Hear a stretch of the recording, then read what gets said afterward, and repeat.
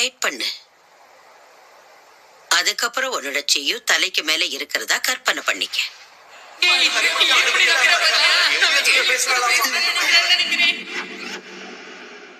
முடியாது, நான் இதெல்லாம் பண்ண மாட்டேன். மாமோ, நீ எங்க போற? நில்லு. நான் உங்களை வெறுக்கிறேன் பாட்டி. உங்களை எனக்கு பிடிக்கல. அன்னைக்கு நடந்த விஷயங்கள்லாம் ஏன் எனக்கு இப்போ ஞாபகம் வருது? என்ன மன்னிச்சிருங்க பாட்டி. நான் அப்ப அப்படி நடந்துக்கிட்டதை நினைச்சு ரொம்பவே வருத்தப்படுறேன். உன்னோட அடிவயிறு நல்ல டைட் ஆக்கு.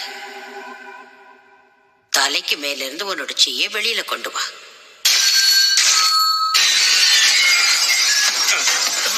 எப்படிரா? ஐயா சேம் உங்களுக்குள்ள சைக்கிக் பவர்ஸ் கூட இருக்கா? அது எனக்கே இப்பதான் தெரியும். நம்பவே முடியல. எங்க சைக்கோ கைனசிஸ் பவரை இவ எதிர்க்கிறா.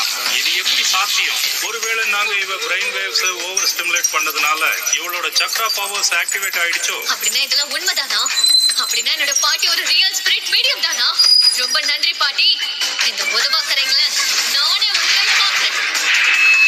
திரும்ப இந்த இடத்துக்கு வராதீங்க.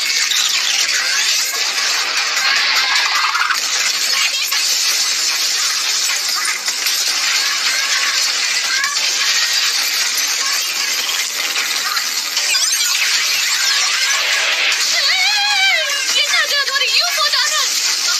சோடா போட்டி உனக்கு ஒன்றும் ஆகலையே. இங்கிருந்து வெளியே போயிடலாம்.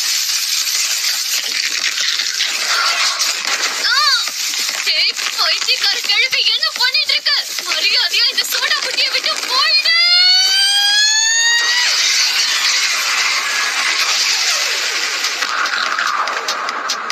கிழவி, நீ யாருன்னு மரியாதையா சொல்லு. இந்த கிழவி வெளியே போனதுக்கு அப்புறமும் இவனுக்குள்ள இருக்கிற சாபம் அப்படியே இருக்கு.